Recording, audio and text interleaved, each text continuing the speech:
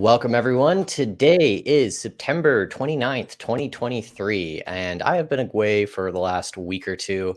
Always so much going on, especially here up in Canada. I mean, I don't even know where to start. But thankfully, we have a wonderful guest here again, Boomer, live out of Eastern Canada while I'm on the West Coast here. And we're going to talk about so many interesting things today. We're going to be talking about what's going up in Canada. This last month has been just a really weird time politically and economically for Canada. And, I know I have Canadian viewers, but I also have American viewers who might not understand the depth of clown world that we've sunk into.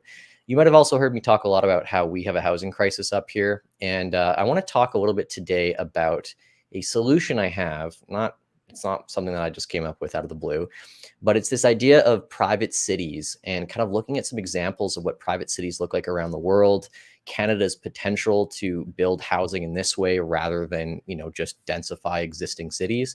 And then, of course, just a whole bunch of interesting stories from the world of Bitcoin and markets this week, of which there were too many to count.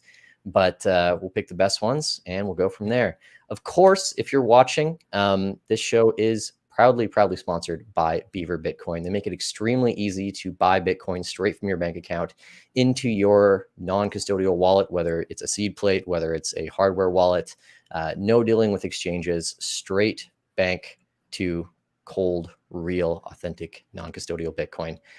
Give them a check out and then we'll dive into it. This week's show is brought to you by Beaver Bitcoin.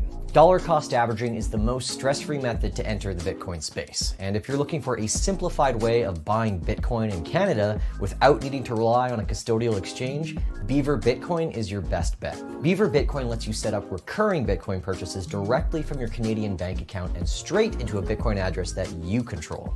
It's like a savings account in a currency that you actually want, or a Netflix subscription that doesn't suck. And if you don't want to wait to stack sats, Beaver Bitcoin supports instant non-custodial Bitcoin buying via e-transfer as well. Give it a shot today at beaverbitcoin.com. All right. How are we doing today, Boomer? Doing great. Thanks for having me back. It's been about a month, right? I guess the last time I was on, I think it was exactly 4 weeks ago. It feels like that. So much has gone by. I don't know. How about you? Like, has it just been like work as usual? You taking any trips? Anything kind of stand out for you in the month of September? It's still summer. Like this has been still nice out there. This has been the nicest September that I think I've ever experienced in my life in Canada. Like I think it rained twice all month. It's been super nice. Awesome. I've been going to the beach up until last week, like just hanging out at the beach. Like it's great. And I'm in Ottawa. It's not usually this nice this late in the season. You're in the West Coast. It's always nice there. Disagree. It's you know what? We don't get this snow that you guys get, but we get the miserable rain. But you know what? It's been okay this September for us. Last fall/summer was unbelievable. It was like sunny every day until like late October. But this year it's been gray for a couple days. But we're not gray on this show. Well, we're going to be gray if we keep talking about the bad news. But let's dive into what's happening with the Canadian GDP and economy this week. Some data that came out of, let me just pull this up here. Always having a fun time figuring out how these things work. So Canadian GDP has been flat in July, despite obviously a record population boom. We know the problems that causes, having a whole bunch of new people coming in, all the demand that's created in the services sector, especially from that. And yet not a ton of new jobs being created on the other side of that. So you work quite a bit in economics. I'd love to just hear your take on this. I always have it's always hard to talk about this stuff because it sort of feels like you're just trying to tell the weather for any given month or year. But you have a good zoomed out perspective on this stuff. And I'd love to kind of hear your take on where we're at right now and whatever economic cycle we're in. Yeah, as you can see on that little article you shared there, it's flat for July. So GDP, the gross output of the country, was flat for July. And not only July, if you take a look at the month over month data over the past, certainly over 2023 and even going into 2022, there are very few months that are not close to zero. The only outlier month for this year so far has been January. January's GDP was up 0.6%, which is still not a massive number. That's strange. That you don't usually see that level of volatility, such a low volatility in GDP numbers. To me, and like you mentioned before, population increases. So as population increases, you would expect to have more GDP. So more people doing things, more people spending money, more people, goods and services. So flat is not a great number for us. A recession is defined as 2 consecutive quarters of negative GDP. And I'm of the mind that we are in while we might not be in a technical recession, we are actually in a recession because it is so close to zero. And that January number from 2023, January is always a weird month when it comes to economic data, always, because there's a lot of seasonal adjustment that goes on. Seasonal adjustment is just some fancy mathematics to compare one month to the previous month, to the previous year's month, same month. So January 2023 to January 2022. And if you remember January 2022, that was peak weird stuff happening, right? Like that was things really opening That was up. like, isn't that Omicron season back then? Yeah, things were weird, right? And January is always weird. So January is always weird because of Christmas and the holidays. So the January seasonal adjustments are always all over the map. So if there was one month in the year that I wouldn't really trust the GDP, it would be January in a normal year. So this year, comparing 2023, which is kind of normal, to 2022, which was anything but normal, you're going to get an unnormal number. So to me, that's 0.6% in January, a little bit sus, as the young people say these days. So to me, I think we're in a recession, whether we want to admit it or not. So the big term that has been kind of thrown out for the last like 2-3 years is like, oh, up, down, inflation, deflation. Ultimately, we're going to head towards stagflation, which will be low growth, but increasing prices. Yes. Courtesy of the central banks creating excess money, right? And you're seeing like all these inflationary forces right now with all the labor unions striking. I think the auto is the big one. I haven't seen anything like that where some of the auto unions in the US, I don't know if it's Canada as well, but they're something like they're pushing for 40% raises and 32-hour work weeks, which is like, it's a big sector on the East Coast. That is, right? It's a huge sector. Automotive manufacturing is a huge industry in Canada. And yes, we're not our auto workers don't have the same union as the one in the US. The US auto workers is the UAE, the United Auto Workers Union. We our big union here, we have several, but our big auto workers union is Unifor. So Unifor are a union for several industries, including the automotive manufacturing sector.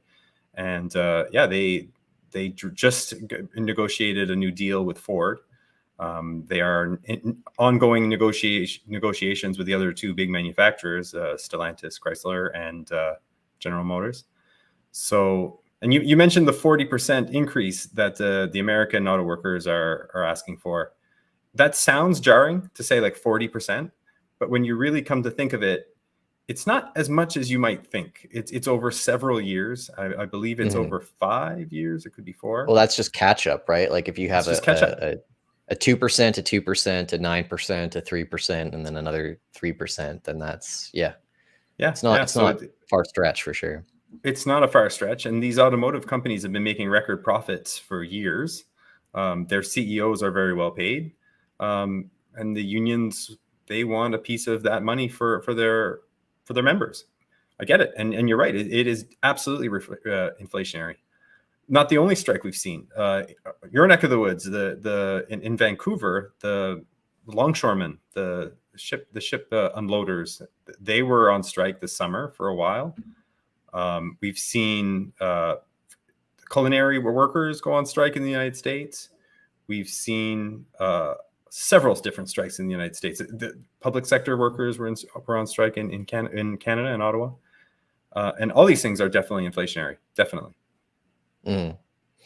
My base case for the next few years, and this is a lot of this is from like listening to some people and looking at data, is I think we will get some form of hard landing and actually get deflation for like an undefined period of time. I think prices will come down as it's like pretty obvious that productivity is just heading in the wrong direction, and all these innovations in productivity, whether it's AI or immigration, are not really playing out at the speed in the short term that I think we need to pay off some of the insanely high debt refinancing burdens that we have coming up over the next few years. So I think there can be a short-term recession on the back of basically just having to finance just things at extremely high rates, Yes. and not having the productivity to really do that. But I think what a lot of people are noting when they look at things like the bond chart, when they look at the price of yields and all that stuff, and old bonds going out 10, 30 years, like that's been the big story of this month, really, is you have bonds on the long end of the curve that have just finally woken up to this reality of like, hey, you know, we need to be compensated for the amount of risk that we're holding these long duration products for. And so you saw like the 10-year go up to like 4.6 or Yeah. something. Let me just see what Closing it in on was. 5%. Yeah. Closing in on 5. Yeah, highest 10-year yield since 2007. In the last month, it's up 13%.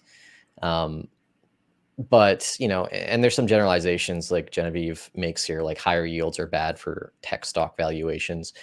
I think the major challenge with this is I think finally these long duration products are looking at these rate increases as not just like a quick way to turn around inflation, but really a battle that we're going to be fighting for the next few years. And we've seen this where the Fed members, they subtly try and say, hey, maybe we shouldn't target 2%, maybe it should be 3% or 4%. But it's wild when you do the mathematics that the jump from a 2% inflation target to a 3% inflation target, of which they can never really quite hit. Like they say, oh, we're targeting this, right? They always overshoot in either direction. I mean, that is just so much compounding inflation, and it creates such an inability to really plan for the future. And we just see it everywhere, like this perfect correlation between expected inflation and speculation activity. Because again, it's like Bitcoiner 101. If you can't predict for the future, what your money is going to be worth, whether it's under a 2% inflation target or a 3% inflation target, you're going to take the risks you need to survive. And the craziest thing about all this is that if we are expecting higher inflation in the future and we're expecting higher rates in the future, we're not going back to these ZERP policies, because we know it'll only accelerate inflation. It's going to make that risk taking so much more janky and so much more subject to default and all of these crazy things. And man, it's like the other day, and this is like anecdotal, but I was trying to get a line of credit for my business. I thought this would be kind of fun. Like if I, want to buy some more Bitcoin down the road, like let's see what I can buy it at. Maybe I would borrow it, 6%. Maybe I'd borrow it 10% to buy Bitcoin for a couple of years and pay that off.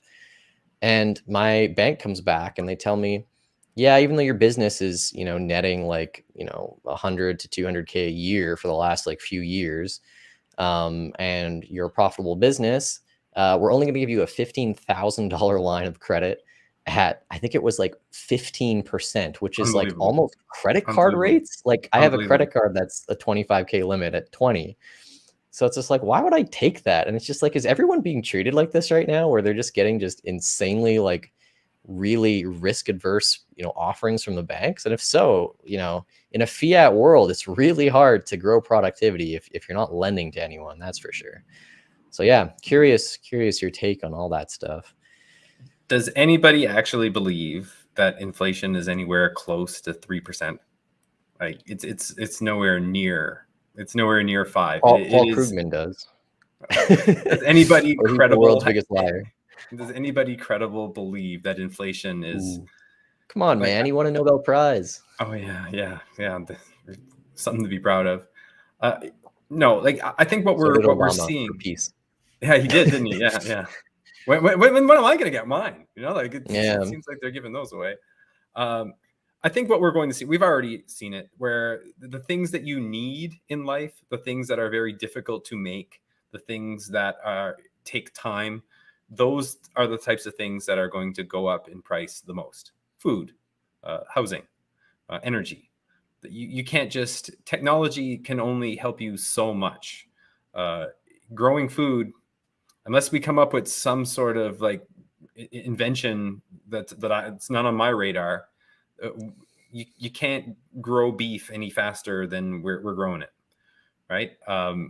Same thing with housing. Like if we keep increasing the amount of people in the population, housing is going to keep getting more and more expensive, right? Like there's nothing you can do. You can't build these houses fast enough to bring the price down.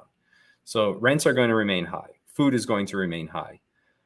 Energy, well, we all know that the policies basically everywhere in the Western world right now, there's a lot of anti-energy policies. If we're not pumping out as much oil and as much electricity as possible, then energy is going to go up. But what you might see are things like cars go down in value, because if inventories go up, anything manufactured, you might see things start to come down as the recession hits harder and harder and harder, where it's harder for you to borrow money. If it's harder for everybody to get access to money, then all these companies, all these stores, all these retailers that have all this inventory, they need to get rid of that inventory. So they're going to start reducing the prices and bring that down. But it's not going to be the grocery stores that bring down their prices. I'm really curious to see what's going to happen this holiday season, Black Friday and Cyber Monday. I'm really curious to see what type of numbers are going to come out from what should be the busiest time of the year for retailers.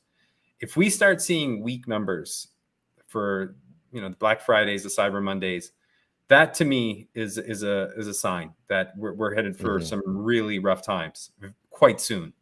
If the numbers come in strong, that tells me that the consumer still has access to money. The consumer is still finding some ways to spend.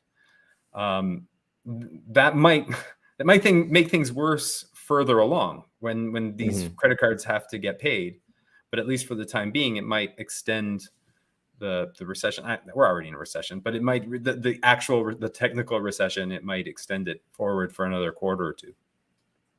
Well, and I think that's the challenge too when you look at like consumer data, is that the consumer, if they don't have the cash to buy something, they're working off of these revolving lines of credit. And we've seen the data where, the credit card debt is at all-time high, but that is something that, there's lots of like little like legways through. Some people are used to paying off their credit card bills in full. Maybe they'll move to doing just the minimum payments and things like that. So it's really hard for us to see the data, and, consumers are going to consume.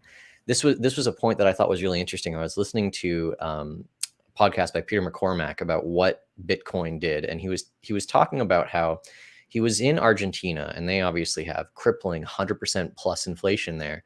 But at the same time, you would go out and restaurants would be full of people there.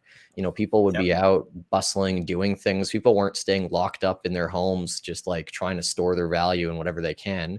They have a funny thing there, apparently, in a few other countries where what the families will do is they'll amass collections of bricks and then eventually build a second level on their homes, just so that they can basically just store the value in that, right?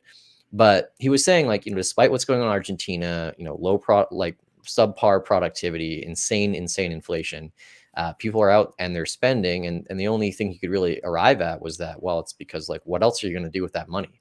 And we're at this point now where I think the data is probably showing like decent consumer activity as opposed to what the underlying consumer feels, because it's just like, well, look, at this point, if I have no shot at home ownership, yes, like, why the hell not go out and treat myself, right?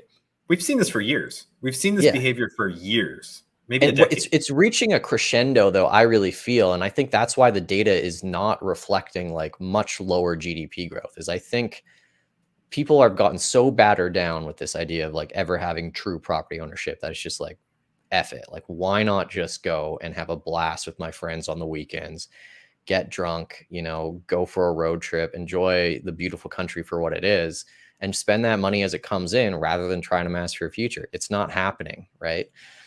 And I feel like, and I get to forge my own destiny. I don't blame my wealth, success, or failure on central governments. Like if I don't make enough money, that's on me. But if I was working for somebody and I had a fixed income, my attitude would totally be like, yeah, screw this. Like, I'm stuck and I'm a pro at what I do and I'm not gonna, become an entrepreneur. So it's like, F it. If I'm not gonna be able to afford a home, is what it is. I'll stay a renter, but I'll have fun doing it, right?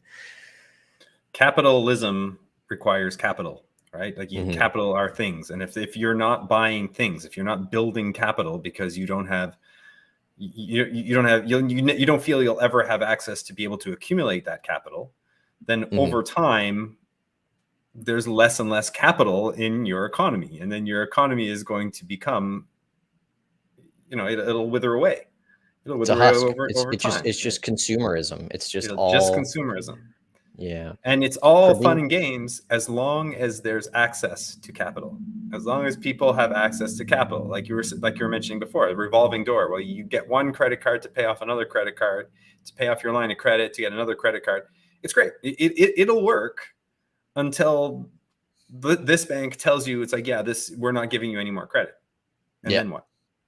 Yeah. And another thing in the US that's kind of gone under the radar for a lot of people is student loans. So student loans in the United States there's the deferred payments. So no one has paid student loan payments in 3 years in the United States. And starting next week, starting October 1st, those payments start up again.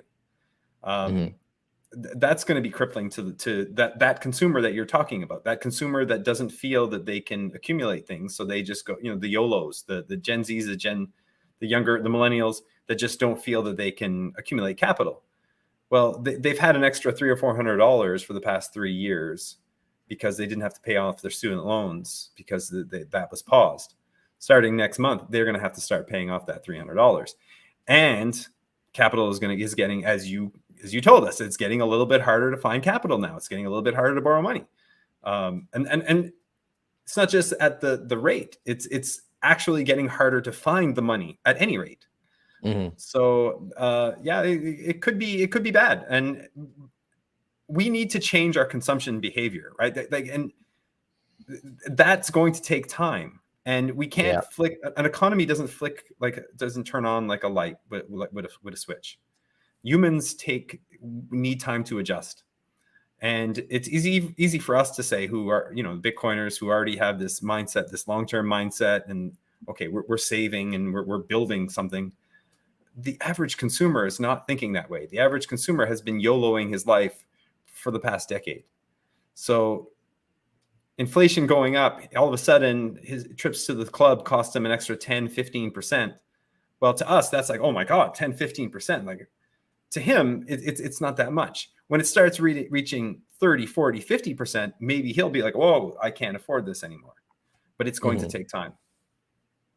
Yeah, and I think like a lot of the cutting, when I think about this in my own life too, is like it's hard to go cold turkey on any one specific thing, right? You kind of like incrementally pull back, and it creates like awful habits. I think like the Bitcoiners all acknowledge that the big decline in the quality of food is kind of a direct response to the debasing of money a lot of the time.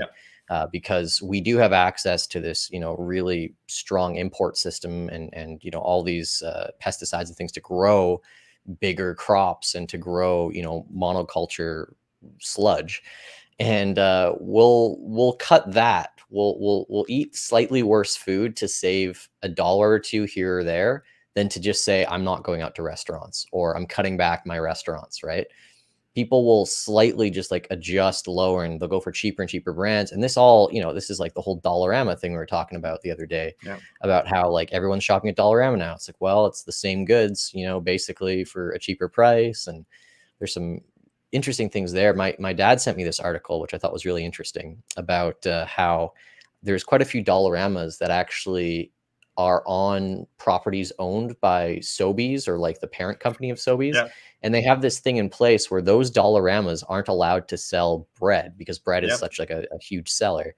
And so it's like, if you're within, a couple feet of like a Safeway or a Sobeys or whatever, and you're a Dollarama, you can't sell bread.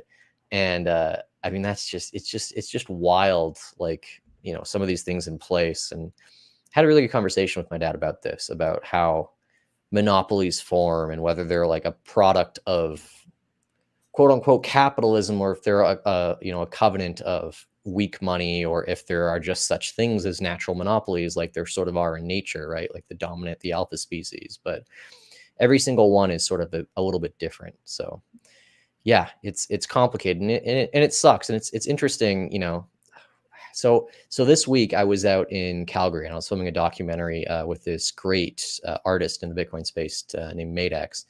And one of the things he said, or he quoted, and I thought it was such a good point, was that like you walk in a grocery food store, and there's a natural food section, and it kind of makes you think like, yeah, what's not well, if natural? there's a natural food section, like what's the rest of the food? Yeah. what do you call the rest of the food if it's not natural food? Yeah. Madex is awesome. Did you get a t-shirt? Did you get a piece of art? Like you have Yes, I got a stake pin. I have a t-shirt. Eventually I'll commission something awesome to put on this wall or wherever I am by the time the bull market comes. But yeah, his stuff's amazing. I commented on something that he did relatively recently, and I said, like, dude, I want like a bear market t-shirt. Like I want to like built in the bear market Bitcoiner t-shirt.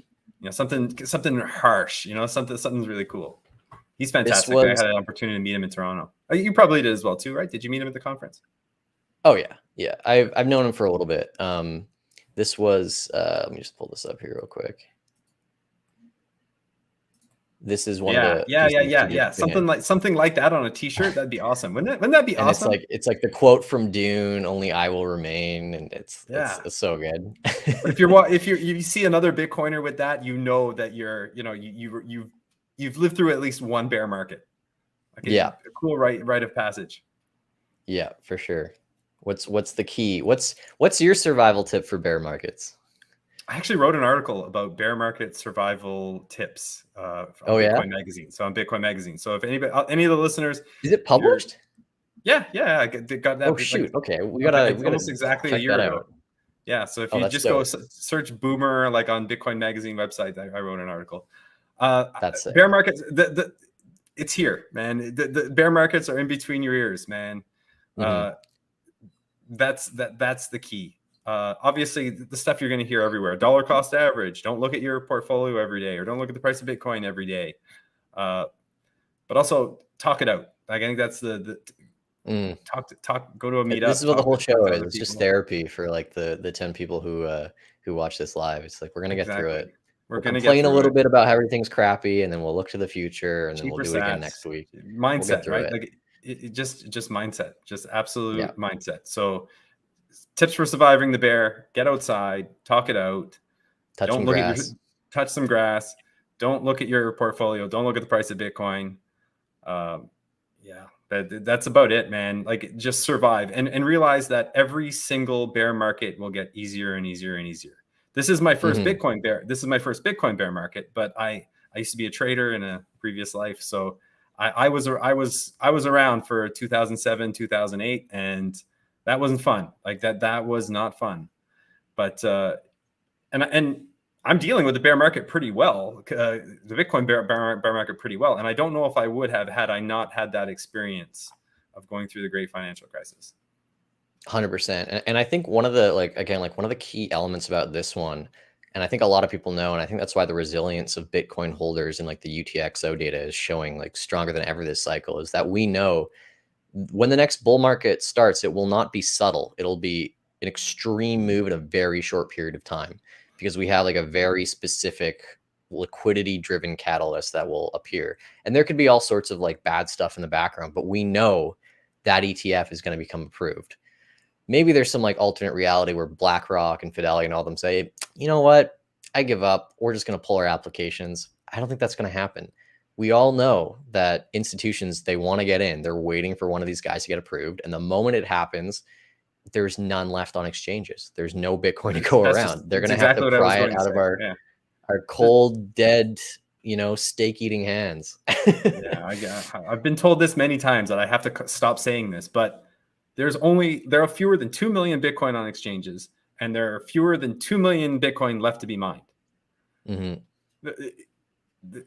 That is incredibly scarce. So, you know, we're at what, 92% of the Bitcoin that will ever be mined has already been mined.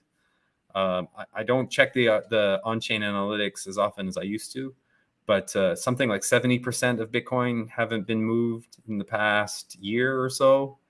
It's We're wild. not. So those same 2 million coins that are trading on the exchanges, that they're changing hands back and forth with traders. It's not the hodlers. The hodlers are picking up whatever is being mined, right? 900 Dude, like Bitcoin per day. one guy is eating up all the coins. Like we'll cover this in a bit. Like Sailor, I mean, Exactly. Just one us guy. though, like just the plebs are eating up all the 900 Bitcoin that are coming on exchanges every single day. We're taking care of that. 100%. We're stacking it, and not many And of it us are goes going down to to sell 450 in about 8 months, 6 months. less than that. Yeah, about 6 months.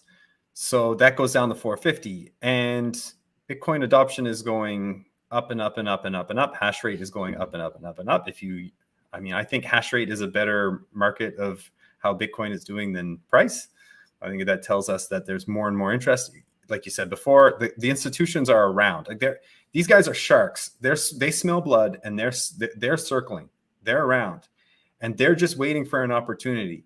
And when the opportunity comes out, they're going to snatch up as much Bitcoin as they possibly can. You know? I didn't have this on the docket today, but I think proof of what you're saying is essentially how many big acquisitions or big stakes have kind of been established this year in the public miners and in MicroStrategy. And when you look at the premiums of those, like, I don't think those are just mom and pop investors getting positions. You can look at the way those things have traded, and you know, they're down now, but summer, you know, when the heat of the whole Bitcoin ETF, like BlackRock, it was so fresh. You were seeing like Fidelity stepping in, increasing their stake, BlackRock getting a stake in some of these big miners, you know, increasing stakes from Bank of America and MicroStrategy. Like, that is basically the only way that they can get a piece right now, because those are onshore, and they reckon that they'll have some correlation when Bitcoin moves up, but they're snagging their piece, and they have to do it so subtly because. And they're not doing it to the size they want, because, you know, if you want to buy a stake in Mara, it's like 30 million bucks, and you can't do that in one buy order. You have to spread out 30 million over days. Yes. Like that's nothing. I know what these guys want. They want to get those positions quickly, and they want to get it without moving the price. And there's not much picking out there. That's for sure. The question for me, and I'd like to get your take on it too, is if we have an event, and I hate to call it a black swan because it's not even a black swan. A black swan means that you can't predict it. Like, I can definitely predict it. If we have like some sort of event, like a COVID crash event, like a great financial crisis event, something like that, what happens to the price of Bitcoin? Does it go up or does it go down? Up until the past year, I would have definitely said it'll go down. The price of Bitcoin will definitely crash if we have some sort of liquidity event in traditional markets. People are going to run, right? Like, people, when people see that the house is on fire, they sell everything they can. I'm actually not that sure right now that if we had some sort of crazy liquidity event, that the price of Bitcoin wouldn't go up as a flight to safety. And once if we see that, look, no, I'm not telling anybody what to do. No, not financial advice. Do your own research, all that stuff. This is for educational purposes only. And I'm just a rambling of an old man. But if we have some sort of liquidity event, and some of these big time institutional investors actually are afraid of the bond market, obviously they're afraid of the stock market. They see what's going on in real estate. Gold, they know that the gold market is completely messed up. They know that already. They don't want to hold cash. What do they hold? I think in any event where there's fear, cash is the first option, because cash is just optionality, right? It's the base layer of purchasing any good. So I think in any liquidity situation, the first impulse is cash, just like how we saw earlier this year with all the stuff with, I don't remember the name, Silicon Valley Bank and all that. Bitcoin responded well in that situation, but I still think you'll see the same impulsive reactions to how the market reacted, I think, to the COVID collapse, where it was like the economy is crashing, you know, markets are going down, immediate like reflexive dump as everybody wants that safety, right? And then Fed comes out, says something reassuring. My only thing this time is I think the rebound can be even faster. Like, it took, you know, the market like a month to figure out, you know, the Fed put back in COVID days. And I think people are just so primed. Like one of the stats I'd really like to get is like how many people watch the FOMCs. It feels like a blood sport now. And whenever Jerome Powell has to talk, like I'm on a trading group. Shout out to the chart guys. And I remember being on this group since like 2017. We used to never say like warning Jerome Powell's talking in like the next hour, up until about 2020 when, the central banks had that massive intervention with the liquidity. And now it's like, well, every time he talks, watch your positions for short-term trading. Never used to be that way. So I think the market is like adapting to basically responding very quickly to what the central bank does. And my guess is like they always do, printer will be the solution if things get hairy enough, right? Well, They've done a we all really good think that. job at keeping volatility dampened during all this like last 2 years. Like if you really think about it, the market, S&P 500 is flat 2 years Yeah. in, like 21, about the same time, it's the same price. Well, I mean, right? it's flat. It's 7 stocks keeping it flat. 8 stocks. Yeah, exactly. And take those out, it's down a lot more, right? It's down a lot. So yeah, like and measure it in terms of real versus nominal. Like if you're assuming that there's 8% inflation, 9% inflation, whatever number you want to throw out there, and you take out the top few stocks. Like right now, the flight to safety has been Apple, Microsoft, Nvidia. That's been the flight to safety. Like you're saying cash. Like yes, traditionally it's been cash and gold, right? Like it's cash and gold. Why are those stocks a flight to safety? Like what's so special about them, you think? Too big to fail, right? I think they're the too big to fail. But they're not too big to fail in the same way that like the banks are too big to fail, because like I think the banks could fail, they'll just be bailed out. But like we don't worry about Google, running out of a credit line. Like there's absolutely no risk with those companies if you really think about it, because they're super, super well capitalized. Yes. They are sitting on hordes of cash. I was listening to this thing the other day. Jeremy Grantham, I think his name is, and he was saying one of the biggest things that caught him off guard was that Tesla a couple of years ago was like on the brink of bankruptcy, and they just started issuing shares, and usually that's like a death knell. That's just dilution, right? But when they issued new shares, the stock price actually soared because people were saying, oh, well, they're going to grow and they're going to do all these things. And it caught all these shorts off guard. And that was that massive move between like 2020 and 21 where Tesla went up like 1,000%. It wasn't like the existing stocks just got more valuable on their own. They were issuing new ones all the time and all these new options and performance targets for Elon ahead. And they were just marketing the hell out of that stock. And now it has cemented itself in the top, the glorious 7 or whatever, right? So people can't get enough of these companies. They've built such like indestructible moats, and they've practiced, prudent, financial engineering, whether it's been taking out, creating new shares when it makes sense to do that, or by just having a massive, moat of cash and protecting their business models as much as they can. And a moat on their business models as well. Mm-hmm. Like the new iPhone, it's kind of shit, right? Like it's just, I'm not an iPhone user, but like everything that I've read, it's exactly the same as the previous one, and they still have lineups for people to buy it. Dude, it's got USB-C. That's so. Oh yeah, and it's got titanium alloy or whatever. These guys have moats. These guys have huge moats. And you mentioned before about how well capitalized they are. That's absolutely true. Also, the rise of passive investing has really helped these guys. Mm-hmm. So they own passive investing, just ETFs. Like if you're buying an index fund, S&P so many index ETFs, fund, yeah. Well, they of course, like how many people own an S&P 500 ETF index fund? Like the vast majority of institutional investors, pensions, even sovereign wealth funds, like all these, they want the safest thing they can possibly do, so they just buy the index. Well, if you keep buying the index, that is you're doing it every month, as that's a floor. Like it puts a floor, and no one's selling. Like no one's selling these guys.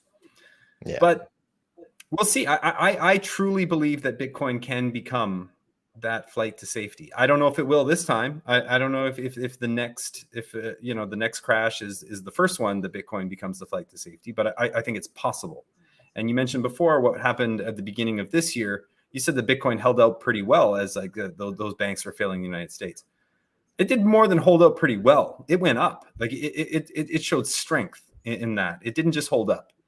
I think any other cycle, Bitcoin would have crashed. But I think I don't think there's any more sellers left. I think FTX drained the swamp. It drained the swamp from sellers, and I'm not so sure that we might There's see one left. There's who's one left. final boss left. That's a good segue into our shorts here, some of our short stories. So what has this bear market been punctuated with? It's been punctuated by just the litany of arrests of shitcoin scammers. Oh my god! So Oh my god! what did it? Yeah. What did it? Who kicked off the arresting thing? Like, who was the first guy to get arrested? I think it was like Do 5 arrows? Kwon. Yeah. Yeah, the five. 3 Okay, AC so maybe. Suzu, he just got arrested today. So he kicked it off. Well, he's the latest one. But I think the first one to get taken down, I think, was Do Kwon for the Luna thing. I could be wrong. And then SBF, Machinsky. that was an obvious one. He was plucked pretty quick out of there. All his associates as well. And then you got Mashinsky from Celsius and all that.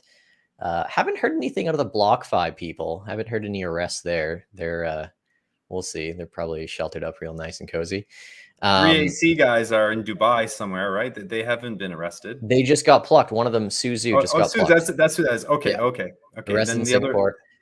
other. And then where it starts to get a little like out of hand is like now the influencers too, like BitBoy, although he kind of did that to himself. The influencers are starting their own drama. BitBoy arrested as well. There's one final boss left. There's two actually. One is the Sam Trabucco, the one of the guys running Alameda. He's still out on the loose. He's done an excellent job. Is he even real? I'm at this point where is this a real guy? It has to be. Yeah, he's done interviews. I don't think it's deep fakes. What are the odds that like someone like Vitalik ever gets arrested? It's pretty close to zero, right? Pretty close to zero. Like, I don't think he hasn't been involved in like big investment schemes except for the Ethereum like pre-sale. So I don't think he's ever going to be touched. I also think that he's probably a Fed at this point. He's probably working with the government at some point. The great thing about Vitalik, yeah. So I just want to say this about the Vitalik. obvious one that they're going to go for next is the CEO of Binance, right? Like, well, yeah. If they can, they're get trying for him. That's the only thing left, though. Like, you take him out, and you take out Binance, and then the liquidity for Bitcoin and all this stuff drops like a rock because they're still a majority. This is my whole take on the whole ETF thing, is that the grayscale thing was a big turning point because now they cannot use that same excuse that, market surveillance, blah, blah, blah. The judge came out and said, no, that's like unfair and capricious or something like that. And he said, like, you can't, say that surveillance thing is the reason that you don't approve these. It doesn't really make sense if you look at the history of your approvals. So now they need a new excuse to turn down these ETFs. In the meantime, Praveen says Anthony Pompliano is still around. We'll see. I think these like VC guys, they're not going anywhere. Because they can just claim that like, well, we were just like passively investing in something. I also don't like want to lock people up just because they invested in shit coins. It's more like the perpetrators of these things you can see are very explicitly involved in criminal activity. Where I was going with this is that the SEC now, they're dealing with these spot Bitcoin ETFs. We got the government shutdown. They're trying to, delay them ahead of time and all that. But now they need a fresh excuse. They need to be able to come up with something to say, this is why we're not approving these at this time. The grayscale case is really important because they can no longer use the same excuse they've used for 10 years.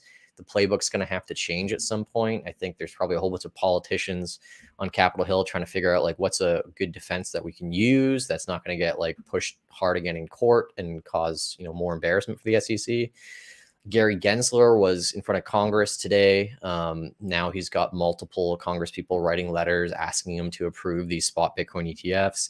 The one thing he has left, in my opinion, is saying, look, the liquidity for this asset is managed 80 to 90% by this offshore exchange that is under all sorts of criminal investigation that we don't think is a valid, place. And the price cannot be dictated essentially by this one major dominant player. And so I'm curious on your take. Is this where this is all going? Is that eventually like they have their countdown timer now where I think it's like January or March, there has to be a final decision made on the spot Bitcoin ETFs, all the ones that are currently in the basket. Is the last thing they can pull out of their hat basically this big crackdown on Binance saying this is the reason we're not doing this? And do you think that holds up in a court of law, or do you think that the whole like charging Binance for controlling the Bitcoin market is not really, a reason to deny these ETFs, and that a BlackRock would fight back against something like that? Where do you stand? Is that going to work for them, or are these ETFs, are they coming in March? I don't know. I to be honest, I don't really follow the legal stuff. I keep tabs to it. It's kind of just a basic understanding, but it's not really my strong suit.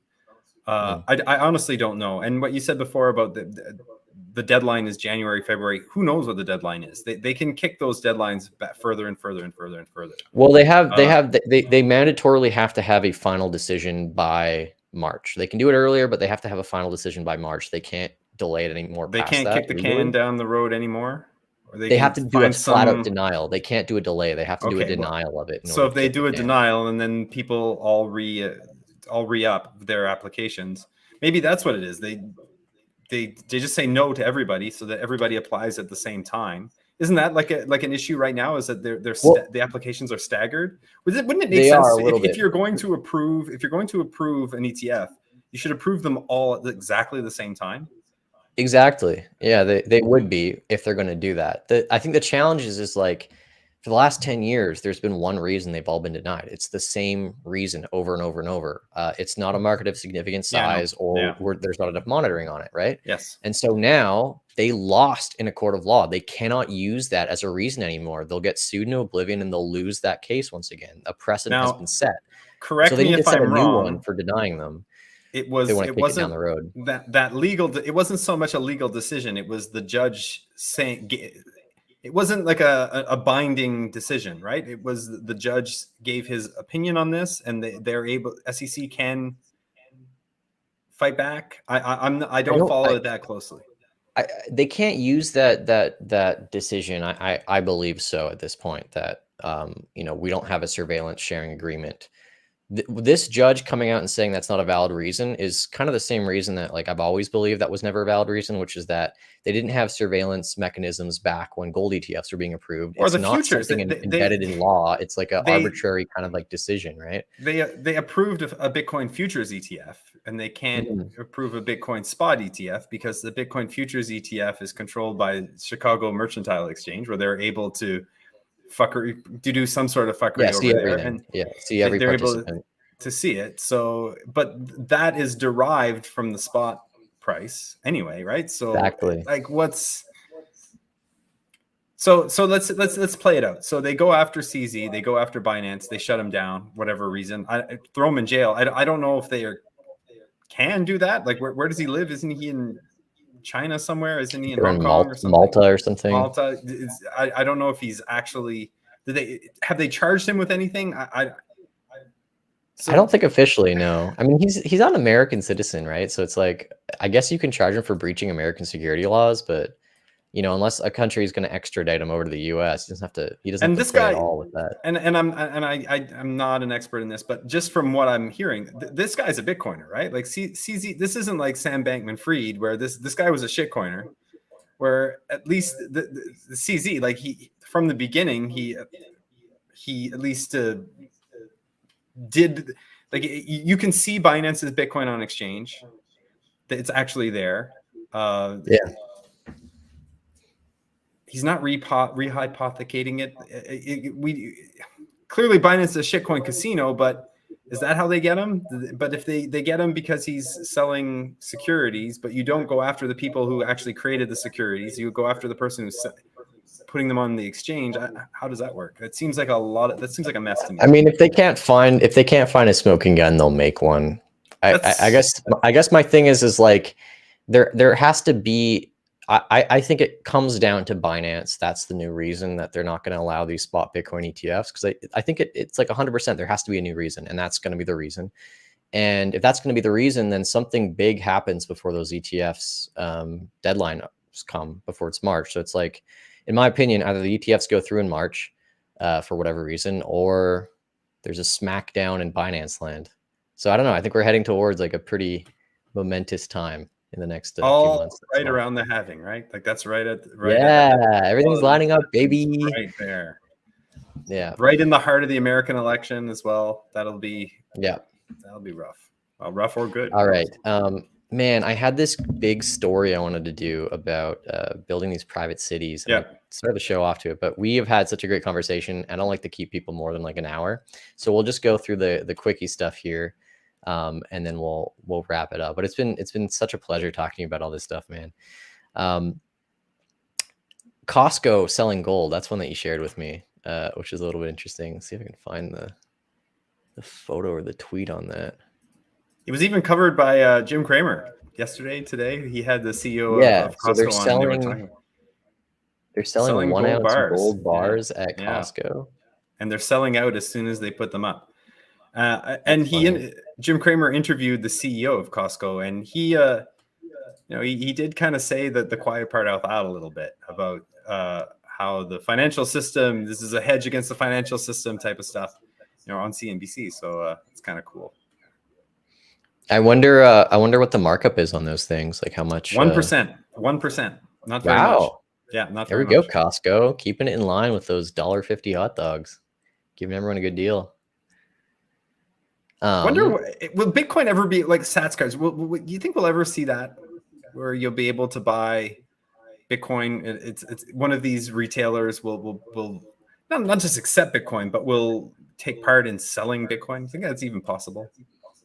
I think so. I think like it's the same with like the ATMs. Like, do you know those machines that are in grocery stores? You just put your coins in, and then they yes. Yeah, they like the Coin Smart machines, I think they're called. Yes. You can buy Bitcoin on them with your coins, but it's 10% markup. So it's pretty brutal. I guess that's just like normal Bitcoin ATMs, but you can put coins in instead. Turn your spare change into some lightning sats. Speaking of which, I want to get your take on this. So I'm a big proponent of spending Bitcoin and using it.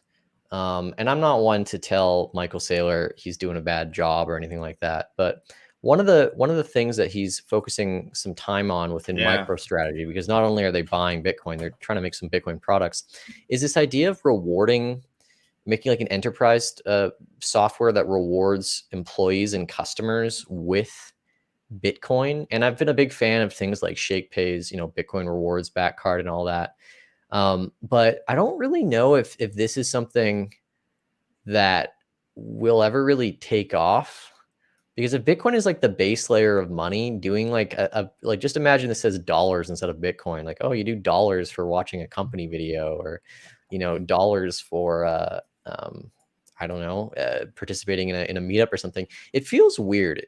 And I imagine that there's like other systems like this for employee engagement and retention, where you give them gift cards or some other junk like that. But I don't know, you've worked in some big organizations. Is this stuff just kind of showy and almost demeaning in a way, or do you think that this will actually be a good incentives for employees to be more engaged with their work, to give them some lightning rewards for doing specific tasks or being a part of their organization?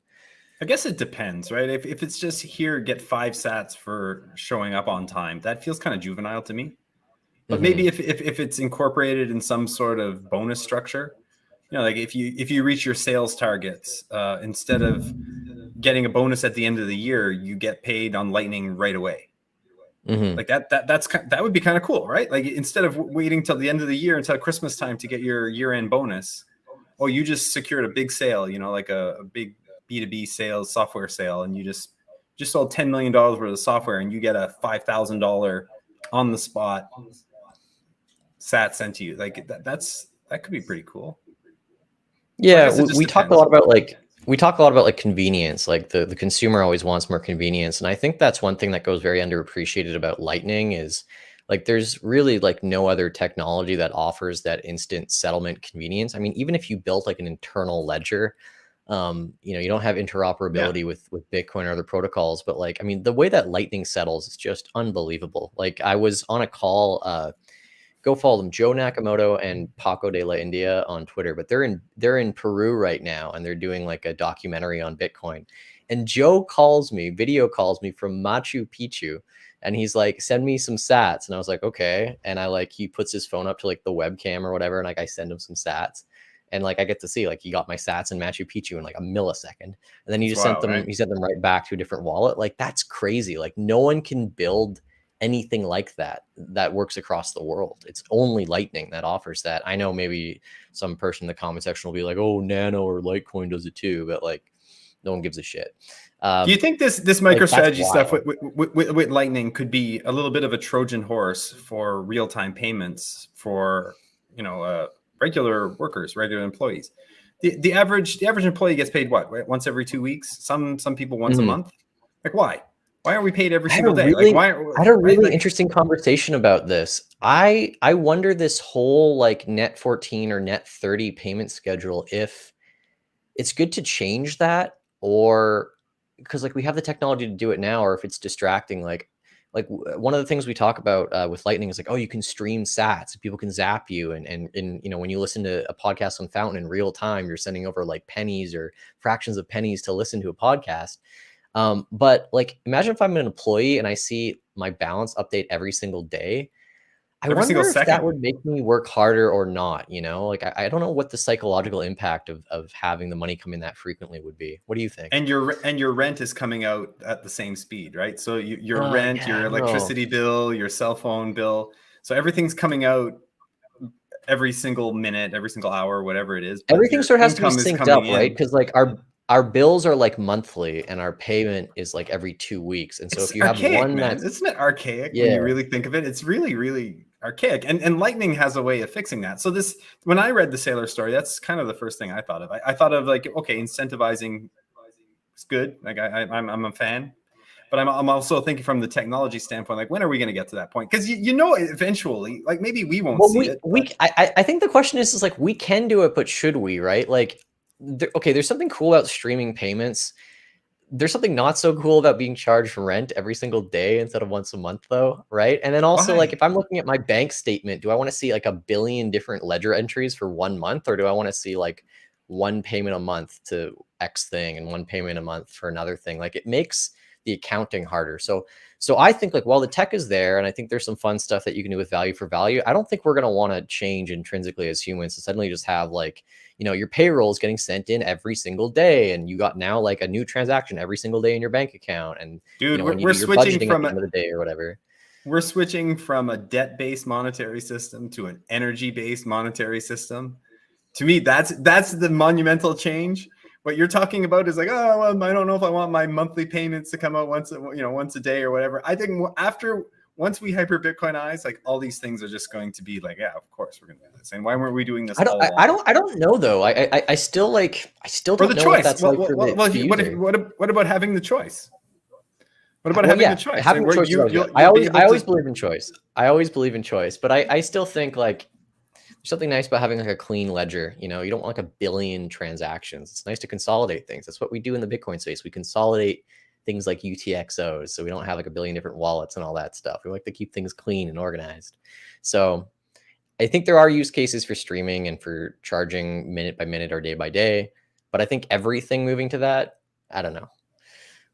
We'll see. We'll see what the users want. I guess that would be a cool poll to run. Like, would you rather be charged rent every week and be paid every week, or keep it at once a month? You know,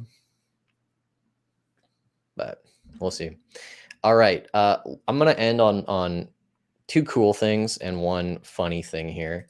This is a great little clip from High Hash Rate. I think you were on this show, right? Yeah, great guys. Have you Um, been on there yet? no, I haven't.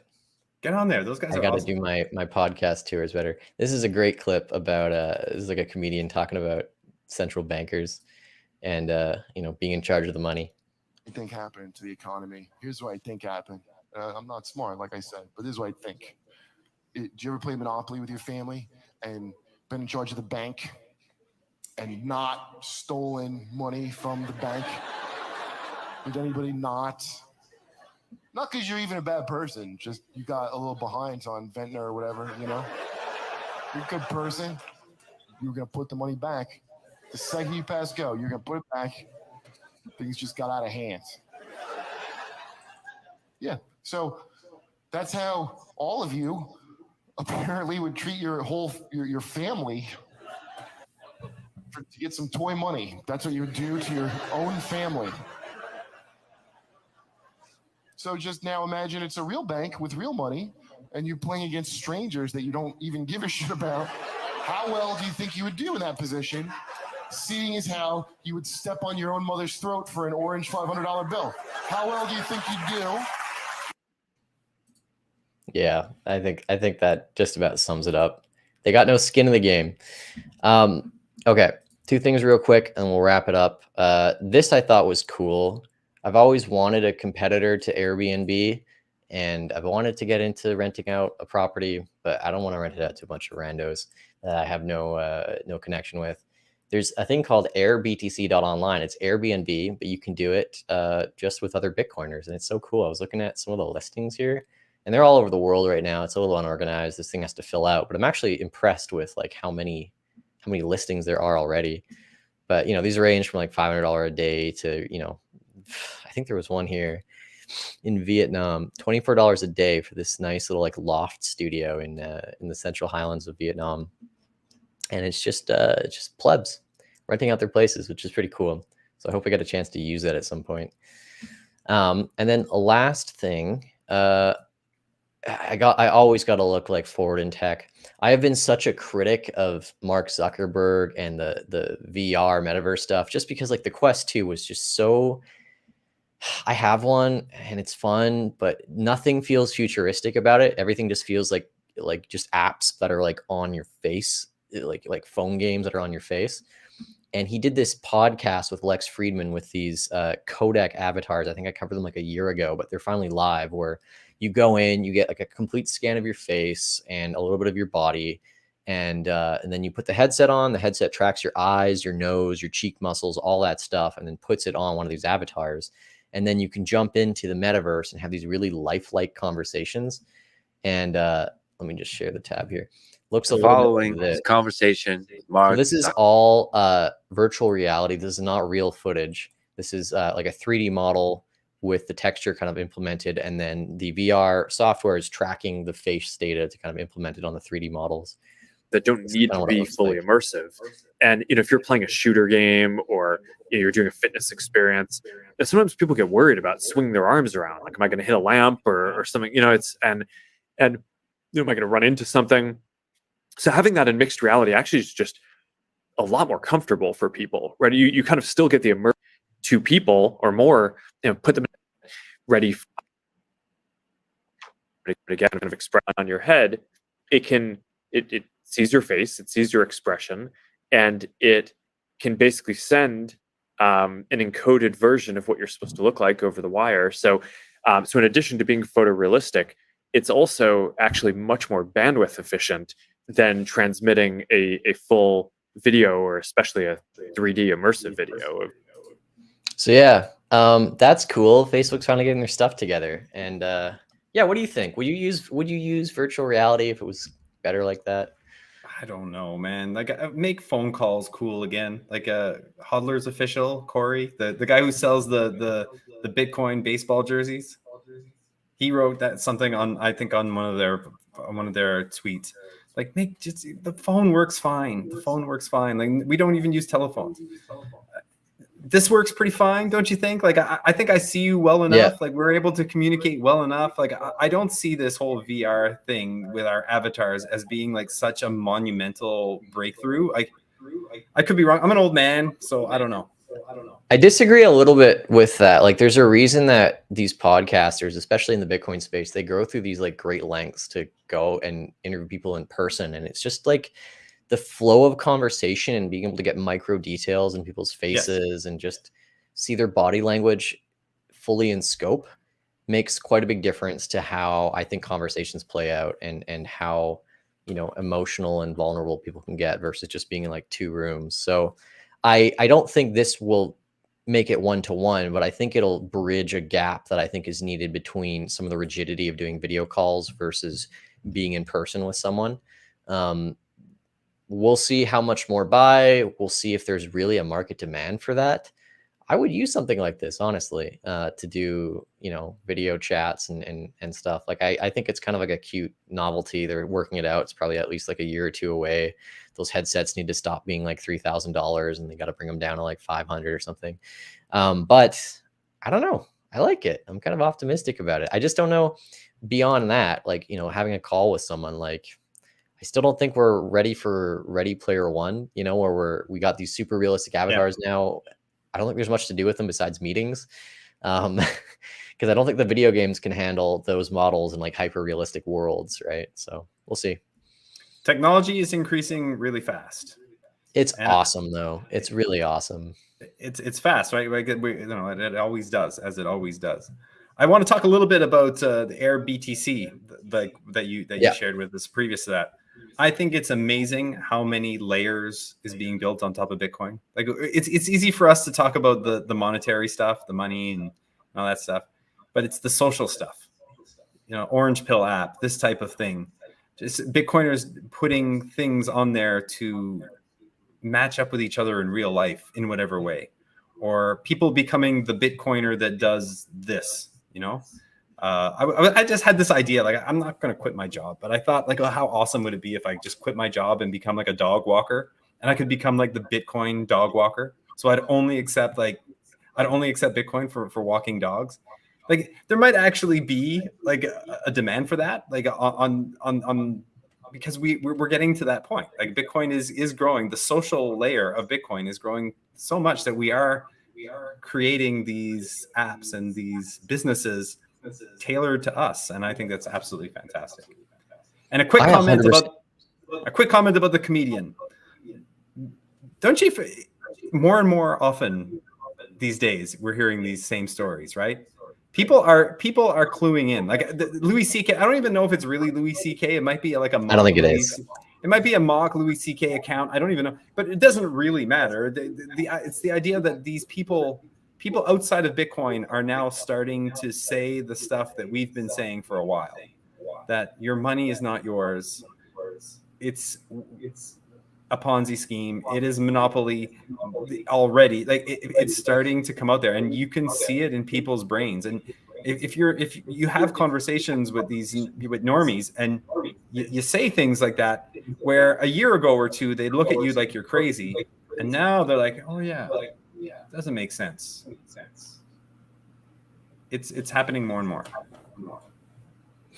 100%. And I think the easier time that we're going to have in the next cycle is because of all these developments on the social layer. Like, I think that is what defines, I'm going to say this when I do my end of the year show. This is like 2023 was the year that Bitcoiners really came to their own in developing their own communities. And I get it. We've had circular economies and all this stuff for a while. But between things like the Orange Pill app, just the absolute Cambrian explosion of meetups, what's going on in Vancouver, where we got like 50 merchants now in the lower mainland that take Bitcoin from, like blacksmith jewelry manufacturers to restaurants to barber shops to like everything here. Yes.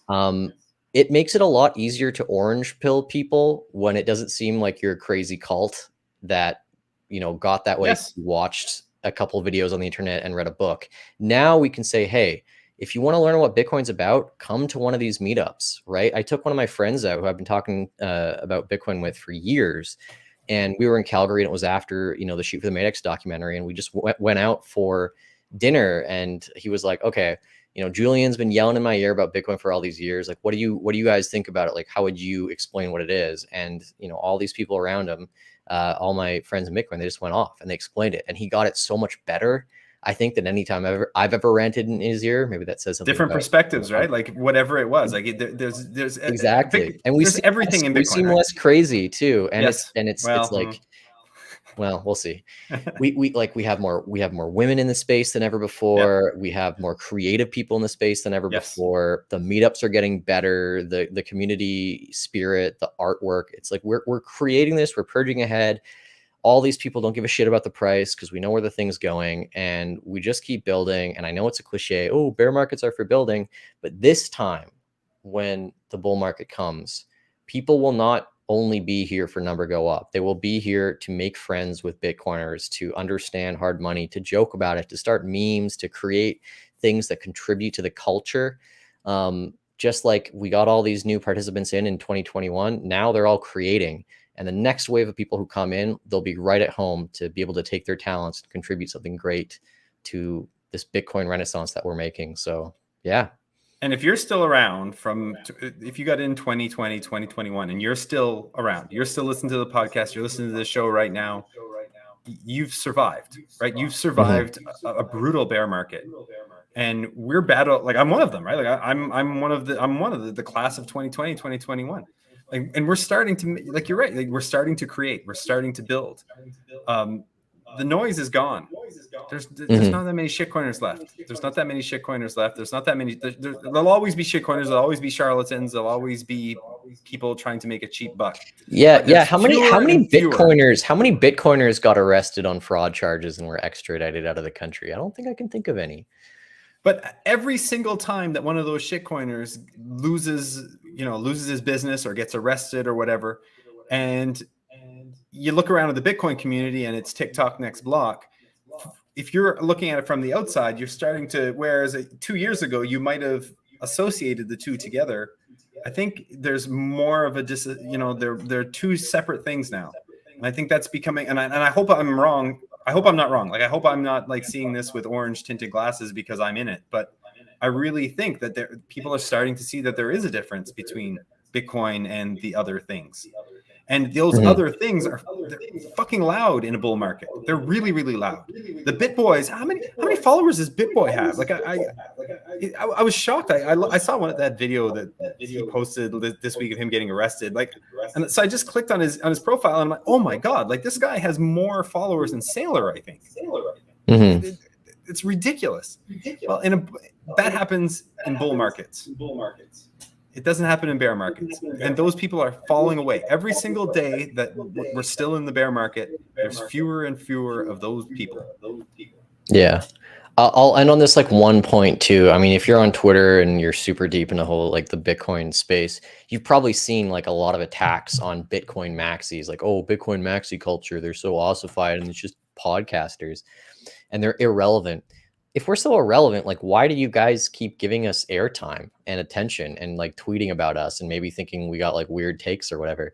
Bitcoiner culture is growing by the day, and it's not going to be this uniculture in the end. I think now it's a little bit defined by kind of like rigid, traditionalism and all that. But there's some radical Bitcoiners out there that are making some cool stuff, and it's going to be very hard to put us in this box of libertarian, like anarcho-capitalists that are just destructive when we're going out there and we're creating, wonderful works of art and media and, helping people in foreign countries. You can't put us in a box, and they wouldn't be giving us attention if we weren't making a big impact. So for all the people out there who think Bitcoin is boring, it's not boring. It can be made a lot more interesting and better. And we're going to do that. And everyone has a part to play in making the culture and the appeal of Bitcoin open to everyone. But we still have to stick with our values, and we're doing a great job at that. So yeah, keep on building.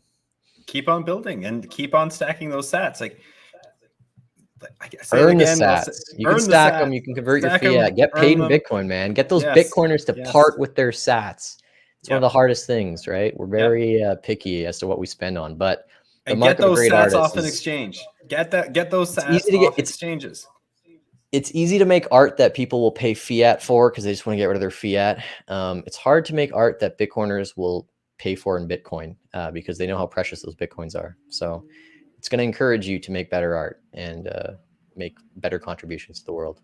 Speaking of artists and creators in the Vancouver area, have you ever met JJ McCulloch? Oh, yeah. I don't want to go too deep into that, but I had a good conversation with him about Bitcoin. I think I'm not going to call him out. I don't think he watches my show or anything. I met with him in a creator space, and his whole take on it was essentially that it's kind of the like, oh, if it was going to be relevant, it would be relevant by now sort of thing, right? Not understanding that these paradigms shifts take a long time and that it's already grown much faster than like most technologies.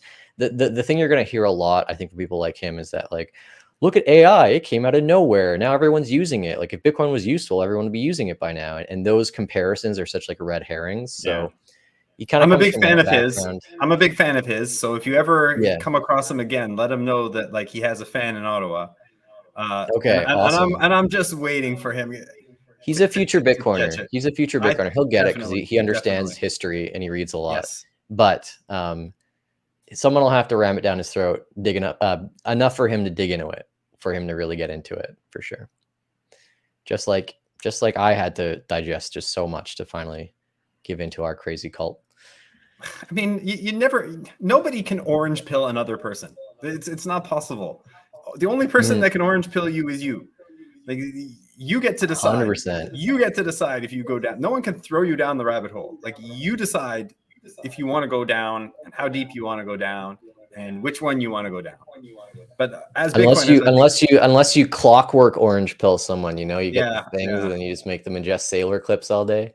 I'm sure it's been That's done. what I'm going to start calling it now. You're clockwork orange pilling people if you force them. Somebody was saying that at a meetup last week, that there's like this clip on YouTube somewhere where it's something like 24 hours straight of Michael Saylor just ranting about Bitcoin, like nonstop. So it's like a 24-hour clip of just bam, bam, bam, bam, bam.